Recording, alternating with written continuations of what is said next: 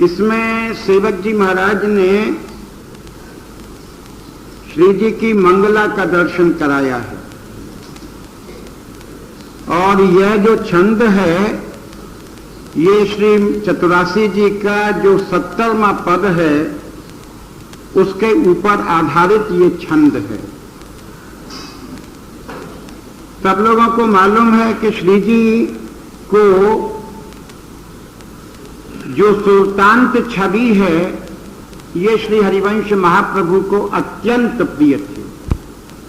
सुल्तांत छवि किसे कहते हैं कि रात्रि को शयन करके जब प्रातः काल उठते हैं और प्रातः काल उठकर सखियां जब उनको सिंहासन पर विराजमान करके मंगल भोग धर के जब मंगला आरती करते हैं तो उस मंगला आरती की छवि का एक नाम सुल्तांत छवि है। उस समय का जो दर्शन है, उस समय की छवि का जो एक आनंद है, उसकी जो एक अद्भुतता है वो एक अलौकिक है, वो कोई उसका वर्णन नहीं किया जा सकता। और मंगला की छवि का जो वास्तविक आनंद है वो आजकल है गर्मियों में।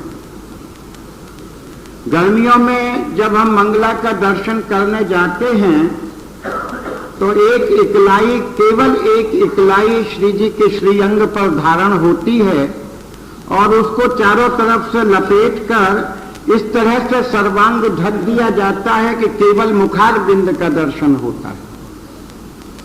और उस झीनी इकलाई में से श्री जी जो कोपीन धारण करते हैं, उस कोपीन का दर्शन करके रसिक जनों के नेत्र निहाल हो जाते हैं। श्री जी का सबसे मंगलकारी स्वरूप, इसलिए बड़े बड़े दूर से लोग आते हैं। बोले यहाँ वृंदावन आने का कारण क्या है? बोले राधा वल्लभ की मंगला करनी है। मंगला बोले श्रृंगार, बोले श्रृंगार नहीं महाराज, हम तो मंगला के भगत हैं। जो छवि उस समय निकलती है उस छवि की को का अनुभव वही व्यक्ति कर सकता है जिसके नेत्रों ने वो स्वरूप देखा है। श्री चतुरासी जी में हरिवंश महाप्रभु ने प्रातः काल की सुल्तांत छवि का इतना विशद हृदय खोलकर वर्णन किया है कि उसका उन पदों का पाठ करके हृदय जो है वो विभोर हो जाता है। मंगला के पद चतुरासी जी में दूसरा पद मंगला का पद है सुल्तांत का, तीसरा पद सुल्तांत का पद है, चौथा पद सुल्तांत का है, पांचवा पद सुल्तांत का है। क्या बोलन है आज प्रभात लता मंदिर में, सुख वर्षत अति हर्ष युगल पर, गौर श्याम अभिराम रंग भरी लटकी लटकी पग धरत अवनि पर, कुछ कुमकुम रंजित माला बलि सुरत नाथ श्री श्याम धाम धर, प्रिया प्रेम के अंक अलंकृत चित्त चतुर शिरोमणि निजुकर, दंपति अति अनुराग विवश हरित गान करत मन हरत परस्पर, जय श्री हित हरिवंश प्रशंस परायण, गायन अलिसुर देत मधुर तर। जब आप इसको गाएं, प्रातः काल उठकर जब सेवा में प्रवेश करें तो महाप्रभु जी के इस पद का गान करना चाहिए। इस पद के गान करने से प्रिया प्रीतम की जो प्रातः काल शयन में से उठकर जो छवि बनती है उस छवि का, क्योंकि वो सारा श्रृंगार अस्त व्यस्त होता है। प्रिया जी की भाल की बिंदी लाल जी के कपोल पर होती है और श्री प्रिया का अधरों का रंग लाल के मस्तक पर होता है। इस तरह से कहीं पटका है, कहीं छोर है। यहाँ तक एक पद में आता है कि रात्रि को वस्त्र परिवर्तन कर लेते हैं। श्री प्रिया अपने प्रियतम का पीतांबर धारण कर लेती हैं और श्री लाल जी लाल का प्रिया की का लीलांबर धारण कर लेते हैं। सुबह जब उठते हैं तो सुबह उठने पर उनको ज्ञान नहीं रहता है कि हमारे वस्त्र बदले हुए। फिर सखियां आकर परिहास करती हैं कि इधर पीतांबर है, इधर नीलांबर है, ये तो दिख रहा है, लेकिन ये तो बताओ कि इनमें प्रिया कौन सी और लाल कौन सा। शर्मा जाते। प्रातः काल की जो छवि है उसमें जो लीला की नवीनता है वो बड़ी विकट, बड़ी विचित्र। इसका चाचा जी ने एक बड़ा अच्छा दृश्य दिया। महाप्रभु जी ने कहा ना कि गौर श्याम अभिराम रंग भरी, लटकी लटकी पग धरत चलन अवनि पर। ये दोनों प्रिया प्रीतम लटक लटक कर भूमि पर चरण रख रहे हैं। तो एक दिन इसी के हिसाब से मंगला करके सखियां इनको वन विहार के लिए लेकर चली। आगे आगे श्री प्रिया चल रही थी, पीछे पीछे लाल जी थे, उनके पीछे सखियां थी। अगल बगल में मयूरों की, सारसों की, हंसों की टोलियां नाना प्रकार का नृत्य गान कला दिखाती हुई चल रही थी। ललिता जी की दृष्टि श्री प्रिया के चरण के ऊपर पड़ी तो उनको ऐसा लगा कि ये प्रिया जी का जो चरण है इसमें कोई चोट लग गई है, ये कुछ लंगड़ा के चल रही हैं, इसमें एक सहजता नहीं है, कुछ भार पड़ रहा है चरण में। तो वो जो प्रेम में पगी हुई सखियां, उनको हृदय में बड़ी चिंता हुई। प्रिया से जाके पूछा, प्रिया चरण में कोई कष्ट है? बोले हाँ, पता नहीं क्या बात है, मेरा ये चरण भारी पड़ता है। जब मैं इसको भूमि पर रखती हूं तो ये भारी पड़ता है, समझ में नहीं आता। वो चतुर्थ शिरोमणि संग चल रहे थे, उन्होंने कहा ये तो चोरी पकड़ी जाएगी।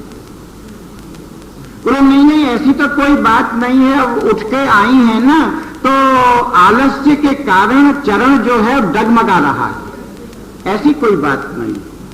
बोले जो चरण डगमगाता है स्वाभाविक स्थिति में वो तो हमको पता है, तुम्हें से पूछने की जरूरत नहीं। और तुमसे पूछा किसने? तुम काहे को बोले? कोई बात है क्या? कोई लीला रची? बोले नहीं नहीं, मैं तो वैसे ही कह रहा था, दबा दूं? बोले नहीं नहीं नहीं। तो लोग अनुसंधान करने लगी सखियां कि नृत्य करते समय कोई लचक चरण में आ गई, कोई और कारण हो गया, क्या बात थी। जब बहुत देर हो गई तो एक मैना का जोड़ा, उसकी जो मैना थी वो लंगड़ाती हुई आई। देखिए कैसा कौतुक होता है, ये हमारा निकुंज का कौतुक है, इसी में अपने चित्त को रमाना पड़ेगा, ये हमारा सार तत्व है। मैना लंगड़ाती हुई आई, श्री प्रिया के सामने खड़ी हो गई, उसको लंगड़ाते देखा तो प्रिया ने पूछा, क्यों री तेरे पान में क्या हो गया, चोट लग गई, क्यों लंगड़ाती है? बोले महाराज मैं क्या बताऊं, ये जो मेरा प्रियतम है, ये जब मैं रात को सो जाती हूं तो रात को छिपकर मेरे स्वरूप को निहारता है। कल इसने सारी रात चोरी से मेरे पाम को निहारा तो उससे मेरे पाम में इसकी दृष्टि का वजन पड़ गया, इसलिए ये चरण डगमगाता है। किया ने उस मैना से, उसके प्रीतम से पूछा, क्यों रे वृंदावन में रहता है और वृंदावन में मेरे धाम में रहकर भी चोरी करता है, रात को तू छिपकर इसके पाम को काहे को देखता है? बोले महाराज जो बड़े करते हैं हम तो उसी का अनुसरण करते हैं। आपने जो कुछ बताया, जैसी लीला बताई, हम तो आपके सुख के लिए वैसी लीला दोहरा देते हैं कि आपका मनोरंजन हो जाए। बोले बड़े क्या करते हैं? बोले आप अपनी तरफ देखो, आप क्या करते हो। भैया चौंकी, हमने ऐसा क्या किया निकुंज में जो तू उलाना देता है? बोले ये जो आपके चरण में जो लोच है, आपके चरण में जो लचक है, ये लचक किसी चोट की या किसी और की नहीं है। जब आप रात को शयन जब आपने किया, उस समय लाल आपका साड़ी में से जरा सा चरण उभर गया और उस चरण की गौरता, उसकी अरुणाई, उसकी सुंदरता देखकर आपके प्रीतम इतने रीझे कि उनकी दृष्टि आपके चरण के ऊपर पड़ी। आपने लजा के चरण ढक लिया। लाल जी ने कपट किया कि अब बहुत नींद आ रही है, चलो सोते हैं। तो आप तो सो गई, आपके सामने कपट निद्रा इन्होंने भी ली। आप सचमुच सोई, ये कपट में सोए। और जब आप देखा कि हाँ आपकी निद्रा प्रगाढ़ गहरी हो गई है, तो ये उठे, धीरे से उस साड़ी के पल्ले को उस चरण में से उघाड़ा और सारी रात बैठे बैठे आपके चरण को निहारा। आपके लाल की सारी रात्रि जिस दृष्टि से चरण को इन्होंने देखा, उसका वजन, उसका भार चरण में पड़ गया है, इसलिए चरण लचक रहा। प्रीतम ने मुस्कुराकर, पिया ने मुस्कुराकर प्रीतम की तरफ देखा। कहो प्रीतम, ये जो कह रहा है ठीक है? अरे बोले महाराज, ये तो सबरा निकुंज मेरा विरोधी है। जाने आपने क्या जादू किया है, सब आप ही की बात बोलते हैं, हमारी तो कोई बात ही नहीं बोलता। ऐसे ऐसे प्रातः काल के ऐसे ऐसे चित्त के रंजक लीलाएं होती हैं और उनको देखकर महाप्रभु जी इतने रीझे कि उन्होंने झूला किया तो सुबह किया। हमारे यहाँ जो झूला होता है, ये तो शाम को हम अपना तमाशे के लिए करते हैं, लेकिन वस्तुतः महाप्रभु जी ने अगर श्री जी को झुलाया तो कब झुलाया? बोले प्रातः काल झूलत दो नवल किशोर, रजनी जनित रंग सुख सूचत अंग अंग उठी भोर।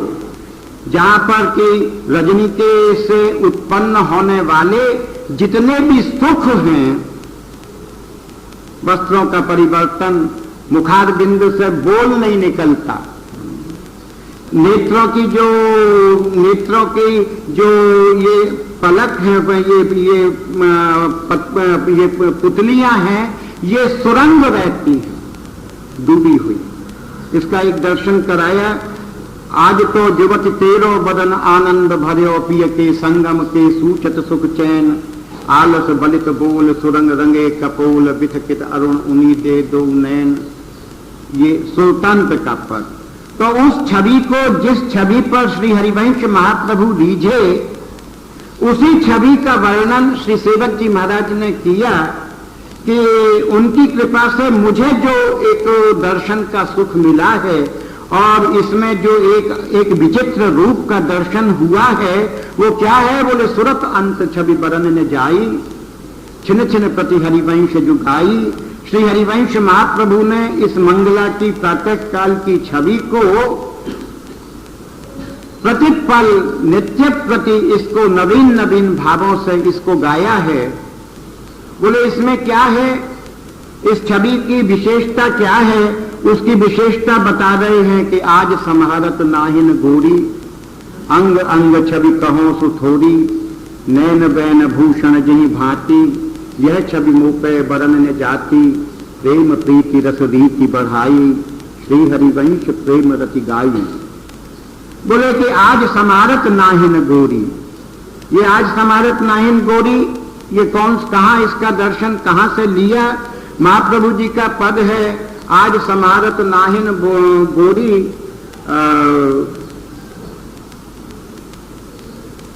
70वां पद है इसमें। तो उसी छवि को कि आज जो है, जब ये प्रातः काल उठी हैं, तो प्रातः काल इनके अंग की जो फूलन है, इनके अंग में समाया हुआ जो आनंद है, जो सारी रात्रि अपने प्रियतम के संग विहार किया है, उस विहार से उत्पन्न होने वाला जो उल्लास इनके श्री अंग में है, वो उल्लास को संभाल नहीं पा रहे। कभी कभी हमारे भी जीवन में ऐसा समय क्षण आता है कि जब व्यक्ति के जीवन में कोई अत्यंत आनंद का क्षण होता है, तो वो अत्यंत आनंद का क्षण उसको संभाल नहीं पाता, आदमी विचलित हो जाता। महाप्रभु जी सेवक जी बोले आज समारत नाहिन गोरी, बोले अंग अंग छवि कहूं सो थोड़ी, मैं अंगों की छटा का क्या वर्णन करूं। चरण से लेकर और जब मस्तक तक स्वामिनी के रूप को मैं निहारता हूं तो हमारे ये जो नेत्र हैं, ये नेत्र जो हैं वो इनके रूप का वर्णन करने में अपने को समर्थ नहीं पाते। चरणारविंद का रूप, उनका मध्य का कटी का स्वरूप, उनके अंग अंग में जो रूप समा नहीं रहा है, वो रूप की चर्चा का वर्णन मैं कर नहीं सकता। आज समारत नाहिन गोरी, अंग अंग छवि कहूं थोड़ी, नैन बैन भूषण जही भांति, यह छवि मुंह पे बरन न जाती। इनके जैसे नेत्र हैं, इनके जो बोल निकलते हैं, बोलना कुछ चाहते हैं, निकलता कुछ है, क्योंकि आलस्य में संपूर्ण अंग डूबा हुआ है। हमारा सौभाग्य था, ये वाणी में तो पाठ करते थे, कभी इसकी छवि का प्रकट दर्शन करने का अवसर नहीं मिला। हमारे यहाँ अभी 8 महीने पहले जो अष्टयाम लीला हुई थी, उस अष्टयाम लीला में जब मंगला का दर्शन कराया और इन पदों के द्वारा प्रिया प्रीतम ने जो भाव अभिनय प्रकट किया, हमारा तो जीवन निहाल हो गया कि शायद जिंदगी भर पढ़ते ही रह जाते, देखने को नहीं मिलता। लेकिन इस लीला से क्या प्रातः काल की छवि होती है, उनके जो बिखरे हुए अस्त व्यस्त आभूषण होते हैं, उनका अटपटा सा बोल होता है, उनके झुके झुके से नेत्र होते हैं, वो जो छवि है वो देखने में नहीं आती, वर्णन में नहीं आती। नैन बैन भूषण जही बात भांति,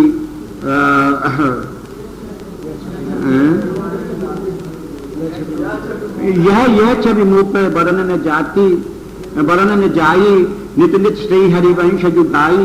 बोले यह जो छवि है, इसका मैंने एक संकेत मात्र किया है। जब वर्णन करने बैठता हूं तो मैं इसकी, मेरी वाणी जो है वो लाचार हो जाती है, पंगु हो जाती है, मैं कह नहीं सकता।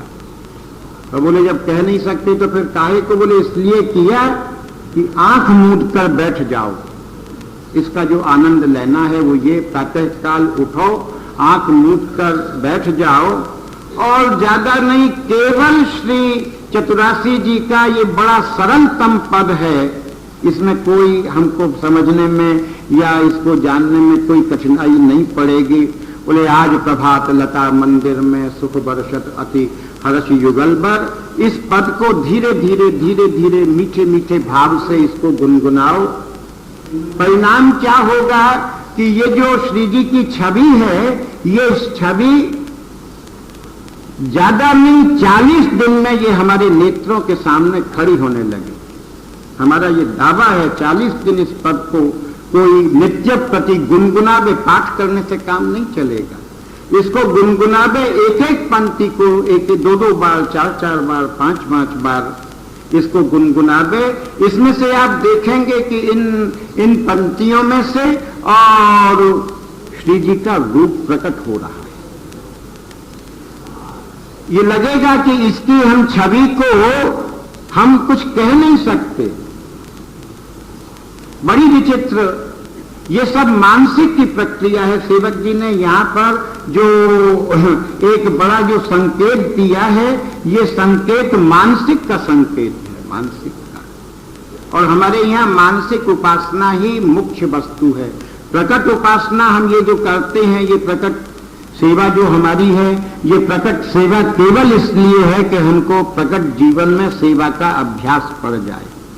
पहुंचना मानसिक में है, इस प्रकट सेवा को अंतर में चलाना पड़ेगा, तब तो ये रमेगी।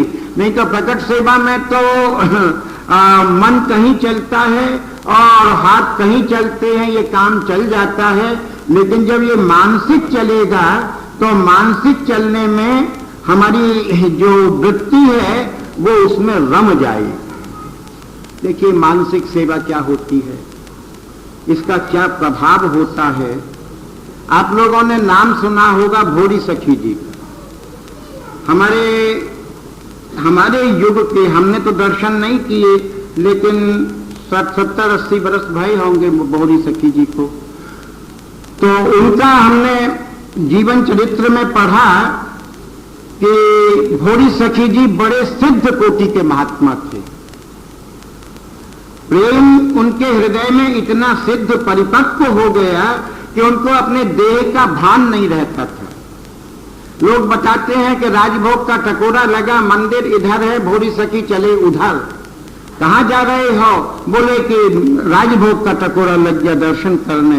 बोले मंदिर तो इधर है, यहां कहां जाते हो? बोले जिधर पाम चल गए उधर ही राजभोग है। सिद्ध, जिधर रसिक का पाम मुड़ गया, राधा वल्लभ को वहां खड़ा होना पड़ेगा। तो उनके चरित्र में आता है कि होली का अवसर था, श्री जी महाराज बाहर बैठे हुए, रंग फिक रहा था, तो जो भौरी सखी जी का जो समय था काल, उसमें ज्यादा बस्ती नहीं थी, बहुत थोड़े लोग आते थे, मंदिर पूरा भरता नहीं था। तो पिचकारी छोड़ने वाले के लिए समस्या होती थी कि नया व्यक्ति आवे तो पिचकारी छोड़ूं, उतने ही लोग हैं, कहां तक छोड़ें। तो भौरी सखी जी ऊपर कटहरे पर दर्शन कर रहे थे, उनके गुरुजी पिचकारी चला रहे थे।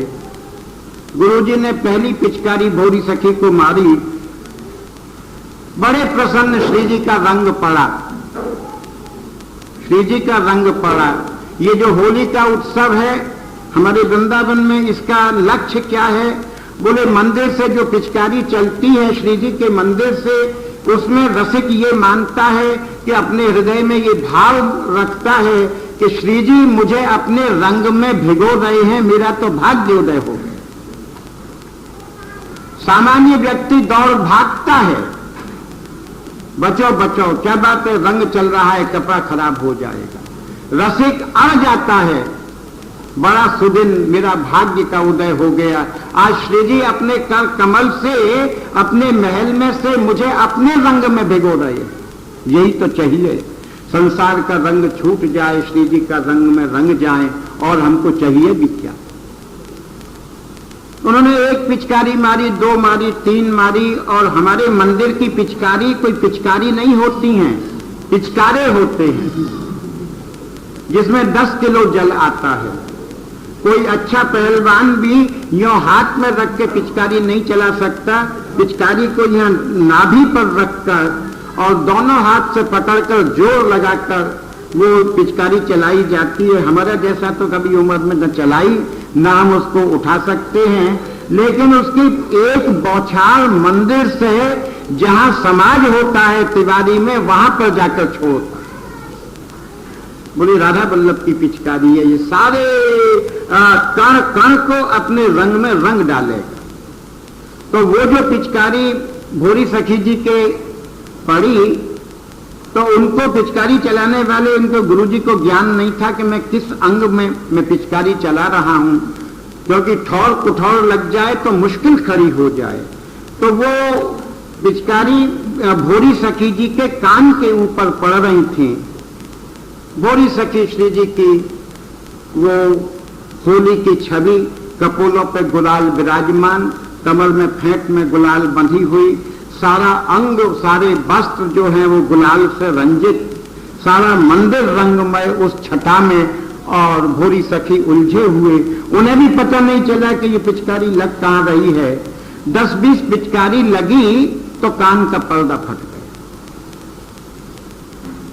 ये तो उन्मत्त थे, इनको तो कुछ पता नहीं चला। 2-4-5 दिन के बाद कान पका, उसमें से वो पीप मवाद वगैरह निकली। तो अन्य संतों ने और लोगों ने कहा, भौरी सखी जी ये क्या हो गया कान में? बोले पता नहीं क्या बात है, कान पक सा गया है। कुछ दिन ऐसे चलता रहा, वो इतना बढ़ा कि उनको लेकर मथुरा जाना पड़ा। अंग्रेजों का जमाना था, इंग्लिश सिविल सर्जन वहां के मथुरा के अस्पताल में, उसने परीक्षण कहा वो किया, बोले कि इनका अंदर से कान का पर्दा फट गया है, अंदर से इसमें ये सड़ गया है, इसमें कीड़े पड़ गए हैं, इसका ऑपरेशन होगा। और बड़ा ऑपरेशन है, इसमें करीब 3-4 घंटे का समय लगेगा, इनको बेहोश करना पड़ेगा। उस जमाने में क्लोरोफार्म दी जाती थी। ये जो भोरी सखी जी थे वैसे BA LLB थे वकील, कोई ऐसे वैसे नहीं। उसकी सब बात सुन लिए, जब सुन लिया तो बोले कि मैं बेहोश नहीं होऊंगा, बिना बेहोशी के मुझको ऑपरेशन मेरा करना पड़ेगा। उन्हें ये तो संभव नहीं है, 3 घंटे का काम है, जरा इधर उधर हो गया गजब हो जाएगा, बेहोश तो तुमको होना ही पड़ेगा। बोले मैं बेहोश नहीं होऊंगा। क्यों? बोले जो बेहोश हैं उनको कोई क्या बेहोश करेगा, हम तो रसिक हैं, हम तो वैसे ही बेहोश रहते हैं, हमको दुनिया का अपने शरीर का ख्याल नहीं है, हमको तू क्या बेहोश करना चाहता है। बोले ये सब तुम्हारी भावुकता की बातें हमारे इसमें नहीं चल सकती। बहुत बात विवाद हुआ, जब ये अड़ गए तो बोले महाराज, बोले ऐसा है कि जब तुमको ऑपरेशन करना हो उससे 2 मिनट पहले मुझसे कहना कि हमको ऑपरेशन करना है, आप बेहोश हो जाना, हो जाइए, हम उसके बाद अपनी पूरी जांच कर लेना, अगर मेरे अंदर जरा भी होश हो तो मैं तुम्हारा क्लोरोफार्म सूंघ लूंगा। अच्छा ठीक है। उसने सारी तैयारी करके कहा कि भोरी सखी जी तैयार हो जाइए ऑपरेशन की तैयारी। कुछ महात्मा लोग थे, महात्माओं ने कहा कि महाराज आप जब अपने हिसाब से बेहोश होगे, जब ऑपरेशन हो जाएगा, आपको होश नहीं आया तो कैसे होश में आओगे। बोले जब ऑपरेशन हो जाए ना, काम खत्म हो जाए, तो तुम एक काम करना, मेरे कान में मुख ले जाके श्री हरिवंश श्री हरिवंश श्री हरिवंश 3 बार कहना, होश में आ जाऊंगा। बोले वाह भाई भोली सखी। जब ऑपरेशन के उस पर उनको लिटा दिया, संतों ने जाकर, सिविल सर्जन तो हरिवंश नाम क्या बोलता अंग्रेज बेचारा, उन्होंने जाकर कान में कहा श्री हरिवंश श्री हरिवंश श्री हरिवंश। भोरी सखी ऐसे हो गए जैसे लाश पड़ी हो। एक बार सिविल सर्जन भी घबराया कि इसका शरीर भी है कि नहीं, लेकिन बिल्कुल जड़वत शरीर हो गया। ऑपरेशन हुआ और ऑपरेशन होने के बाद जब वो बाहर निकल के आया, बोले कि ऑपरेशन हो गया, ठीक हो गया, आप मरीज को होश में ला सकते हैं। तो वहां का जो रसिक मंडल था वो गया, कान में जाके कहा श्री हरिवंश श्री हरिवंश श्री हरिवंश। भोरी सखी जी एकदम उठकर बैठ गई। ऑपरेशन हो गया? हाँ हो गया। तुम तो कहते थे कि 4 घंटा लगेगा। बोले हाँ करीब 4.25 घंटा लगा। 4.25 घंटा? झूठ बोलते। बोले नहीं नहीं बिल्कुल सत्य बात है। अरे सत्य बात क्या है? बोले आप कहां चले गए थे? अरे बोले निकुंज में होली हो रही थी, प्रिया जी ने मुझसे कहा कि लाल जी के ऊपर रंग डालना है, इस रंग में डालने के लिए इत्र चाहिए, जब तक कि मैं इत्र लेकर आऊं और उनके उसमें पात्र में डालूं तब तक तो तुमने श्री हरिवंश कह के वो इत्र उसमें डालने ही नहीं दिया। ये तुम झूठ बोलते हो, 4 घंटा नहीं लगा। बोले कहां थे? बोले होली खेल रहे थे। ये मानसिक है। मानसिक का मतलब हमारा शरीर यहां है, हमारा चित्त, हमारा हृदय श्री जी की लीला में, उनकी नित्य सेवा में लीन है, इसका नाम है मानसिक। महाप्रभु जी के विषय में ये मान्यता है कि वृंदावन में जब तक विराजे कभी भी शयन नहीं की प्रकट भाव से।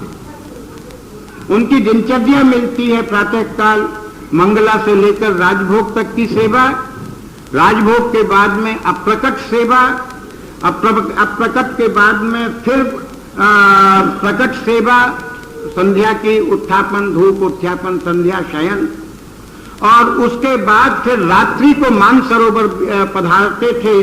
सारी रात बैठकर मानसरोवर में मानसिक करते थे। बोले महाराज सोते कब थे? बोले सोते थे वहां पर अपने शयन का स्थान बताया महाप्रभु जी ने राधा सुधा निधि में कि रात्रि में जब श्री जी शयन करती हैं, महाप्रभु जी वहां विराजमान रहते हैं शैया भवन में और श्री जी के चरण की सेवा करते हैं, इनको दबाते हैं। जब प्रिया प्रीतम सो जाते हैं, वहीं जो नेक थोड़ी बहुत आंख की तंद्रा लगती है, उनके शैया के समीप लुढ़क जाते हैं। प्रिया जी की आंख खुलती है, अरे बोले ये तो यहां सो गई है सजनी। अपना जो ओढ़नी है वो उठाकर व्यास नंदन को ओढ़ा डालती है। श्रीमद् राधा सुधानिधि जी में इसका पूरा बड़ा मार्मिक वर्णन किया है। तो कहने का आशय क्या है कि ये जो सुल्तान की छवि या सेवक जी ने यहाँ पर ये जो वर्णन किया है, ये सब एक मानसिक उपासना का आधार है। यहाँ तक तो श्री जी का स्वरूप आया।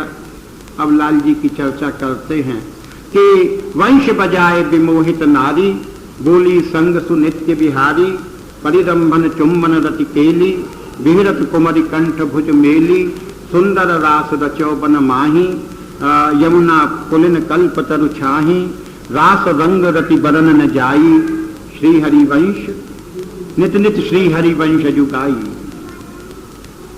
बोले वंश बजाए विमोहित नारी, 6 पंक्तियों में संपूर्ण रास का दर्शन करा दिया है। ये जो पंक्ति है इसका जो आधार है, इसका आधार क्या है?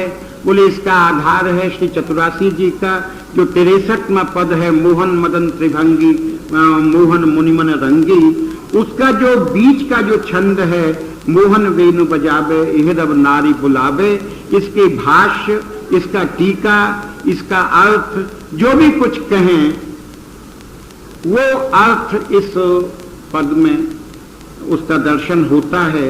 बोले वंश बजाए विमोहित नारी, जब लाल जी ने यमुना जी के तट पर वंशी वट के निकट खड़े होकर जब वंशी बजाई, तो उस वंशी के नाद से, उस वंशी के स्वर से ब्रज की गोपांगनाओं को अपने अपने घरों से बुलाया। देखिए रास का 2 स्वरूप है। एक रास ऐतिहासिक जो ब्रज में हुआ था, जिसका वर्णन इसमें श्रीमद् भागवत की रास पंचाध्यायी में है, एक वो रास है। एक हमारे निकुंज का रास है। निकुंज का रास नित्य रास है, जो प्रतिपल हर लीला में रास का स्वरूप प्रकट होता है। तो ये जो ब्रज का रास है ना, ये ब्रज का रास क्या है? ये काम और श्याम का युद्ध है। इसकी बड़ी एक तात्विक भावना है। काम को सबने दुत्कारा फटकारा, तो बेचारा निराश होकर इधर उधर घूमता था। एक दिन श्री कृष्ण का दर्शन हुआ। कृष्ण से बोला कि महाराज, मैं सब जगह गया लेकिन कोई मुझे जीत नहीं पाया, इसलिए सबने मुझे अपने अपने यहां से भगा दिया। मैं विश्व विजयी हूं। अच्छा, बोले हमको विजय प्राप्त कर सकता है हमारे ऊपर? बोले हाँ कर सकता हूं, क्यों नहीं कर सकता हूं, हमारा आपका युद्ध हो जाए। तो काम का और श्याम का युद्ध होता है, तो काम अपनी कुछ शर्त देता है। बोले महाराज ऐसे काम नहीं चलेगा, मेरी कुछ शर्त होगी रात से पूर्व में। बोले बोल क्या शर्त होगी? बोले कि पहली शर्त यह होगी कि शरद की रात्रि होगी। शरद की जो चांदनी है ना, ये काम का उद्दीपन करने वाली है। हम लोग शरद की चांदनी में बैठ जाएं और हमारे अंदर एक सहज, एक कोमलतम भाव चांदनी को देखकर अपने आप आवेगा, आहा कैसी सुंदर चांदनी। बोले महाराज जी जल होना चाहिए। बोले हाँ जल भी हो जाएगा। जल से क्या होता है? बोले जल के सहारे बैठो, हमारे हृदय में जल की लहरों को देखकर हमारे हृदय में भी आनंद की लहर आती जाती है और जल को देखकर मन में काम भाव बढ़ता है। बोले ठीक है। बोले तीसरी बात ये होगी, एक भरा पूरा उपवन होगा जो सुगंध से छाया हुआ रहेगा। ये उपवन में बैठने से भी काम का उद्दीपन होता है। बाग में, बगीचे में बैठें, अपने आप हमारे हृदय में एक रुचियों में एक सहज प्रकार का विलास का भाव जगता है। ये सहज भाव है। बोले दूसरी चौथी बात ये होगी कि जितने भी उसमें आएंगे सबकी पोशाक श्वेत होगी, सफेद। सफेद रंग काम का उद्दीपन करता है, आकर्षण करता है। बोले चल ये भी हो जाएगा। बोले महाराज नई नई युवतियों का झुंड होगा। बोले हाँ ये भी हो जाएगा। और बोले उन युवतियों के हृदय में किसी भी प्रकार का धर्म का, कर्म का, कुल का भय नहीं होगा, निशंक निरंकुश होंगी, कोई मर्यादा का भय नहीं, कोई धर्म का भय नहीं। बोले हाँ ये भी हो जाएगा। और चल और बोल। और बोले फिर महाराज आप हो ही, फिर देखता हूं कि कैसे आपके ऊपर मेरे आपका युद्ध उस समय हो, देखें कैसे आप मुझे जीत जाएं। श्री कृष्ण ने क्या किया? बोले वंशी बजाई। की सेवा क्या है? बोले हमारे यहाँ बगीचा में बाबा रहते थे, बहरे बाबा, और हम तो श्री जी से प्रार्थना करते हैं कि बहरे बाबा की जो सेवा की पद्धति है उस ढंग को हमको देना, उस हिसाब से सेवा करें। तो बाबा 8 बजे मंगला करने जाते थे, सेवा में प्रवेश करते थे, और 8 बजे सेवा में प्रवेश करके सोहनी वगैरह लगाकर उन जो मंगला होती थी वो 11 बजे होती थी। जब अन्य ठाकुरों के राजभोग का समय होता था तो बहरे बाबा की मंगला होती थी। हम छोटे छोटे बच्चे थे, कुछ खाने को देते थे तो हम उनसे कहते बाबा प्यास लग रही है। प्यास थी नहीं, खाना लेना था, कुछ प्रसाद पीला इला मिल जाए। बच्चे अभी दऊं नेक श्री जी की मंगला करा के, मंगला का भोग धर के अभी आपको देता हूं। अब 8 बजे के बैठे बैठे 2 पेड़ा के पीछे 11 बज गया। हमने बाबा न देना हो तो मने करो, पानी तो पिला दो। बोले नहीं, बोले मेरी मंगला भाई 3 घंटा हो गया, आखिर ये मंगला होगी कब? ये तो द्रौपदी का चीर बन गई तुम्हारी मंगला। बोले महाराज जी ऐसा हुआ, देखिए ये भावना है, कितनी कोमल भावना है, चित्त को सेवा में यहां टिकाना पड़ेगा और इसका अभ्यास करना पड़ेगा। बोले बात ऐसी ही महाराज कि मैं आया यहां पर तो प्रिया जी बोली कि अभी नींद भरी नहीं है। मैंने कही कि आप सो जाओ, आपका सुख ही हमारी सेवा है। घंटा 1.5 घंटा हो गए, फिर मैंने उनके चरण दबाए, चरण दबाकर फिर कहा कि अब दिन निकल आया, अब आप उठेंगे? बोले अच्छा उठो। और जब श्री जी उठी तो लाल जी बोले कि मेरी नींद नहीं भरी है। हमने कहे तुम भी सो जाओ, अभी 3 घंटा हो गए, बैठे हैं महाराज, प्रतीक्षा कर रहे हैं। इसी तरह से उनका जो श्रृंगार आरती होती थी शाम को 4 बजे होती थी। पत्रावली की एक बिंदु लगाई, खड़े हो गए, देखा ये जो मैंने बिंदु लगाई है ठीक है ना बिंदी? अच्छा मोटी हो गई है, पतली कर दूंगा। जब दोबारा उसको सुधारा, वो अब ठीक है। बोले कि अच्छा पतली हो गई है, नेक मोटी किए देता हूं। घंटान हो गई एक बिंदी। ये क्या है? ये अनुराग है, ये लाड़ है, ये हमारी इच्छा नहीं है, ये उनकी इच्छा है। तो हम उनको सेवा भी करते जाएं और नाम और वाणी उनको सुनाते जाएं तो प्रिया प्रीतम इतने प्रसन्न होते हैं कि प्रसन्न होकर और एक ऐसा रस प्रदान करते हैं कि उनके मुखार बिंद पर हमको मुस्कान का दर्शन होगा। हम लोग जाते हैं, दर्शन नहीं करते, केवल एक नजर ऊपर डाली और नजर डालकर लौट आई। जैसा हमने कल कहा था, एक दर्शन करने वाले व्यक्ति को श्री जी के चलते हुए नेत्र दिखे। ऐसे रसिक को दर्शन करने में उनकी मुस्कान दिखनी चाहिए। आज श्री जी के मुखार बिंद पर बड़ी विचित्र मुस्कान थी। बोले काहे की मुस्कान थी? बोले हमने इनको जो नाम वाणी सुनाया ना तो ठाकुर भी फूल गया कि अच्छा मैं ऐसा हूं, हमारे अंदर इतनी शक्ति है। क्योंकि ये तो रस में खोए रहते हैं, कोई इनको बता दे उनकी महिमा को बतावे तब ये समझे। इसलिए सेवक जी बोले कि नाम बानी सुनत श्याम श्यामा सुबस। प्रिया प्रीतम को अपने वश में करने का अगर कोई साधन है तो इनको नाम और वाणी सुनाइए। और हमारे यहाँ की जो उपासना है इसमें दो ही चीज है, इसका प्राण, इसका मूल आधार। बोले पहला आधार है राग और दूसरा आधार है भोग। सेवा करके और हम वाणी जी का पाठ करें, वाणी जी को उनको सुनावें, अपने लिए नहीं कि मेरा उद्धार होगा, मेरा कल्याण होगा। क्या कर रहे हो? बोले श्री जी को जरा वाणी सुना रहे थे। किस लिए सुना रहे थे? इसलिए सुना रहे थे कि वाणी सुने तो ये प्रसन्न हो जाएंगे, इनकी प्रसन्नता के लिए। तीसरी बात सेवक जी ने कही, नाम वाणी जहां श्याम श्याम आता।